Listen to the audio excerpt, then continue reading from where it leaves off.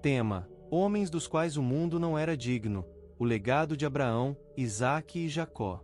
Comentarista: Denilton Costa. Título: Lição 03: A impaciência na espera do cumprimento da promessa. Data: 19 de abril de 2026. Lembre-se destes símbolos na composição da estrutura didática. Texto áureo.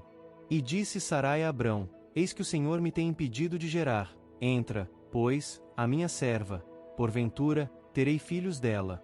E ouviu Abrão a voz de Sarai. Gênesis capítulo 16, versículo 2. O atalho da impaciência. A passagem descreve a tentativa de Sarai e Abrão de ajudar a Deus a cumprir a promessa de uma descendência. Diante da esterilidade biológica e do silêncio divino, eles substituem a confiança na providência pela eficácia do pragmatismo cultural da época. Primeiro ponto: o conflito teológico, fé versus pragmatismo. Naquele contexto histórico, o uso de uma serva como barriga de aluguel era uma prática jurídica aceita, conforme o Código de Hammurabi. Contudo, o que era legalmente permitido não era o que fora divinamente prometido. O erro de Sarai: ela interpreta sua condição como um impedimento definitivo vindo de Deus, o Senhor me tem impedido, ignorando que o impedimento humano é, muitas vezes, o cenário para o milagre divino.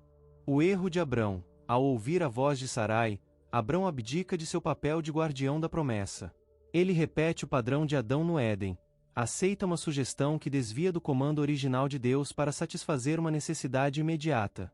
Segundo ponto: a dimensão psicológica. A dor da espera. A impaciência mencionada na sua verdade prática nasce da vulnerabilidade. Sarai sofre com o estigma social da esterilidade. A proposta de entregar Agar a Abrão não é um gesto de desprendimento, mas um mecanismo de defesa para tentar controlar um futuro que parece incerto. Terceiro ponto: consequências do tempo errado. A síntese deste versículo antecipa o conflito. Ao tentar gerar o filho da promessa pelo esforço humano, eles geram Ismael, o que traria sérias tensões familiares e históricas. A lição central: a fé não é apenas crer no que Deus fará, mas aceitar o cronograma em que ele decidiu agir. O atalho de hoje costuma ser a complicação de amanhã. Elemento: perspectiva de Sarai, Gênesis 16:2. Perspectiva da fé, verdade prática. Foco: o problema, esterilidade. A promessa, fidelidade de Deus. Método: esforço e manipulação humana. Paciência e dependência. Tempo: imediatismo, agora. O tempo certo. Querós. Resultado: conflito, Ismael. Milagre, Isaque. Introdução: a anatomia do erro na vida de um homem de fé. Ser amigo de Deus não isenta ninguém do processo de amadurecimento, que muitas vezes é forjado no silêncio e na demora. Primeiro ponto: o paradoxo do caráter, chamado versus processo. Abrão tinha o título, pai da fé, mas ainda estava no treinamento. A saída de Ur foi um ato de coragem, mas a convivência com a promessa não cumprida foi o teste de resistência. O tempo como ferramenta. Deus não usa o tempo apenas para cumprir a promessa, mas para preparar a pessoa que irá recebê-la. Sem o preparo, o presente pode se tornar um fardo. A fragilidade da memória. A fé deles era real, mas a memória era curta. O segredo da constância não é sentir a presença de Deus o tempo todo, mas lembrar do que ele disse no escuro quando a luz se apaga. Segundo ponto: a falha na liderança espiritual. Um ponto crucial da sua interpretação é a omissão de Abrão. Em Gênesis 12:15, Deus falou diretamente com ele. O silêncio de Abrão. Quando Sarai apresenta o plano de Agar, Abrão não atua como o guardião da promessa. Ele ouve a voz de Sarai em vez de recordar a Sarai a voz de Deus. A transferência de responsabilidade. Ao aceitar o atalho, Abrão permitiu que o pragmatismo humano substituísse a dependência divina. Terceiro ponto: o perigo do atalho pragmático. A impaciência de Sarai não era falta de crença na existência de Deus, mas falta de confiança no método de Deus. Agir por conta própria é a tentativa de materializar o plano de Deus com as ferramentas do mundo. Consequência: o atalho gerou Ismael. Teologicamente, isso simboliza que tudo que geramos pela força do braço traz consigo conflitos que a promessa pura, Isaque, não traria. Aprendizado: o erro de Abrão e Sarai. O antídoto da fé. Improviso: tentar resolver o problema com cultura e lógica humana. Memória: recapitular as promessas específicas de Deus. Impulso: agir para aliviar a ansiedade da espera. Paciência: entender que o tempo de Deus é pedagógico. Isolamento: decidir sem consultar o autor da promessa. Alinhamento: manter o diálogo com Deus é superior às pressões externas. Conclusão: a fé não é um estado estático, é uma musculatura que se desenvolve. Abrão só se tornou o pai da fé porque, após esse erro, ele aprendeu que Deus não precisa de ajuda para ser Deus, apenas de obediência. Primeiro tópico: o pai da fé e a tentativa de ajudar a Deus. Lições teológicas e comportamentais. Primeiro ponto: o plano para ajudar a Deus. A substituição da promessa pelo pragmatismo. Sarai não negou a existência de Deus, mas tentou gerenciar o cumprimento da promessa. Ao observar sua esterilidade e idade, ela substituiu a confiança no sobrenatural pela lógica cultural da época, o uso de servas, transformando o milagre esperado em um projeto humano. O tempo como ferramenta de lapidação. A demora de Deus não era um esquecimento, mas uma pedagogia.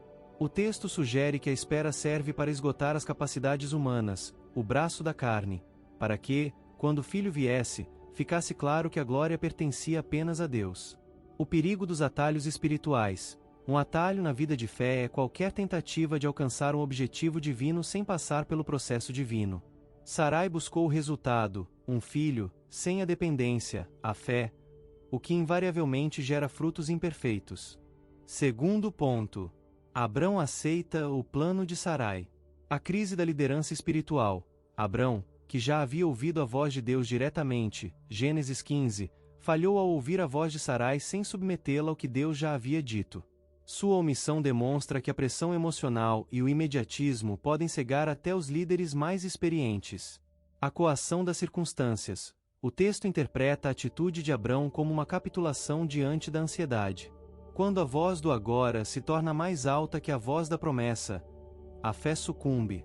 Abrão permitiu que o ambiente doméstico, a pressão da esposa, sobrepusesse o seu altar pessoal. Fé sem paciência é fé incompleta. Citando o Salmo de número 40, verso 1, a interpretação destaca que a maturidade cristã não está apenas em crer, mas em saber esperar.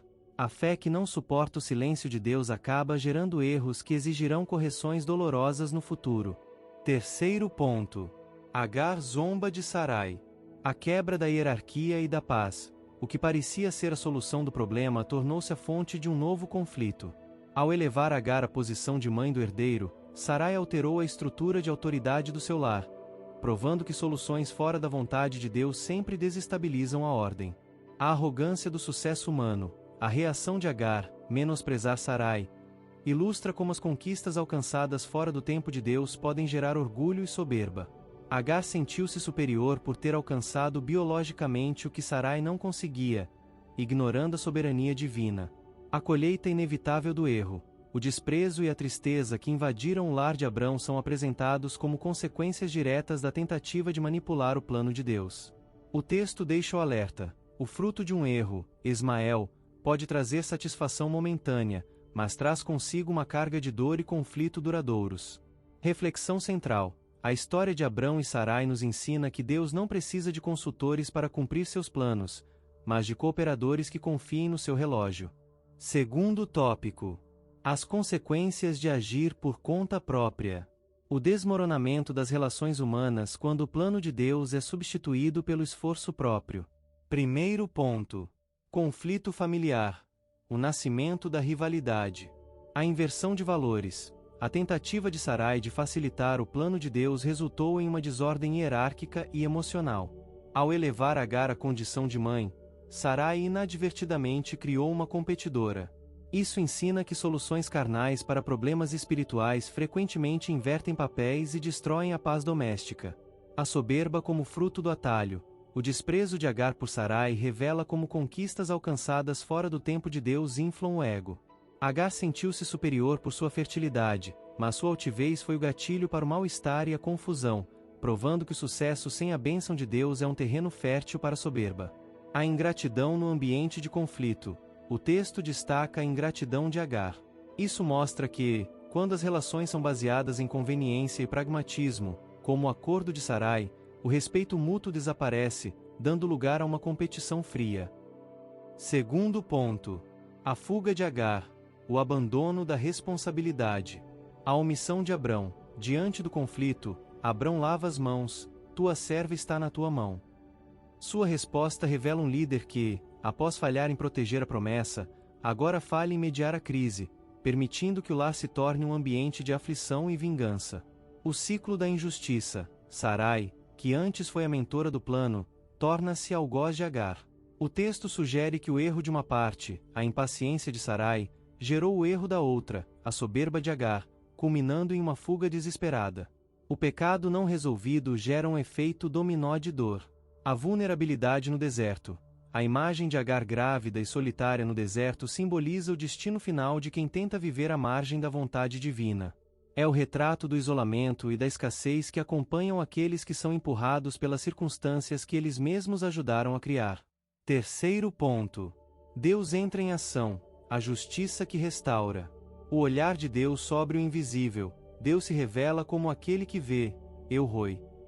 Mesmo que Agar estivesse fora do plano central da promessa de Isaque, ela não estava fora do cuidado de Deus. Isso reforça que a justiça divina é imparcial e alcança os vulneráveis, independentemente de quem errou primeiro. A pedagogia da humilhação. A ordem do anjo para que Agar retornasse e se humilhasse, torna-te para tua senhora, é um princípio de cura. Deus ensina que não se resolve um erro, a fuga ou soberba, com outro erro. Às vezes, o caminho da bênção exige enfrentar o local da nossa dor e restaurar a ordem quebrada. Misericórdia em meio ao caos. Embora houvesse uma promessa específica para Abrão, Deus estendeu uma promessa a Agar. Isso demonstra que Deus é capaz de organizar o caos gerado pelo erro humano, provendo amparo mesmo quando as consequências das nossas escolhas nos levam ao deserto. Lição prática. O deserto de Agar foi o lugar onde ela conheceu a Deus de forma pessoal. Deus usa até nossos erros e fugas para se revelar a nós, mas Ele sempre nos chama de volta à responsabilidade e à humildade. Terceiro tópico. O Deus que conduz a história. Embora o ser humano tente apressar as coisas com as próprias mãos, Deus permanece no controle absoluto da história, demonstrando uma justiça que vai além das convenções sociais da época. Primeiro ponto. O Deus que ouve e vê. A identidade de Ismael. O significado do nome como memorial. A escolha do nome Ismael, Deus ouviu, serviu como um lembrete perpétuo para Agar e Abraão. Mesmo em um erro de percurso, Deus deixou uma marca de sua presença, transformando a dor da serva em um testemunho de que Ele não ignora o clamor dos marginalizados. O alcance da graça. A interpretação ressalta que o privilégio da atenção divina não foi restrito aos patriarcas eleitos. Deus agiu em favor de Agar, uma serva estrangeira, provando que sua soberania inclui o cuidado com aqueles que a sociedade da época considerava descartáveis. Honra em meio ao equívoco. Embora Ismael não fosse o herdeiro da aliança espiritual, ele foi honrado por ser descendente de Abraão. Isso ensina que Deus pode extrair algo de valor e dar propósito até mesmo a situações que nasceram da falha humana. Segundo ponto. Tudo conforme a sua soberana vontade. A distinção entre plano humano e propósito divino. O texto enfatiza a diferença entre Ismael, fruto de um esquema, e Isaque, fruto da promessa. Isso nos ensina que o sucesso biológico ou temporal, o nascimento de um filho, não deve ser confundido com a validação divina do método utilizado. A inevitabilidade do tempo de Deus. Abrão e Sarai tentaram fabricar o herdeiro, mas o texto deixa claro que nada do que fizessem poderia antecipar o nascimento de Isaque. A soberania de Deus é imutável. Ele não se deixa apressar pela ansiedade humana. O governo sobre as nações. A promessa de que Ismael se tornaria uma grande nação revela um Deus que governa a macrohistória. Ele integra as consequências do livre-arbítrio humano em seu plano maior, garantindo que, no final, seus propósitos prevaleçam sobre o caos das decisões impulsivas. Terceiro ponto. O cuidado de Deus em todo o tempo. O Deus solucionador das causas perdidas. O texto evoca compaixão pela solidão de Agar no deserto. A revelação de Deus a ela mostra que Ele é o socorro dos invisíveis. Enquanto Sarai via uma rival e Abrão via um problema jurídico, Deus via um ser humano em agonia. A resiliência através da presença. A experiência de Agar ensina que o amparo de Deus não remove necessariamente o deserto, mas fornece a força necessária para atravessá-lo. A ordem de retornar para Sarai indica que a paz de Deus nos capacita a enfrentar ambientes difíceis com uma nova perspectiva. Aplicação prática da paz e misericórdia. Cruzando com as epístolas, Filipenses e Efésios, a interpretação propõe que a soberania de Deus deve gerar confiança no crente moderno. Se Deus cuidou de uma serva fugitiva no deserto, Ele é plenamente capaz de acolher e fortalecer quem hoje enfrenta aflições silenciosas. Conclusão da síntese. Gênesis 16 termina com um paradoxo.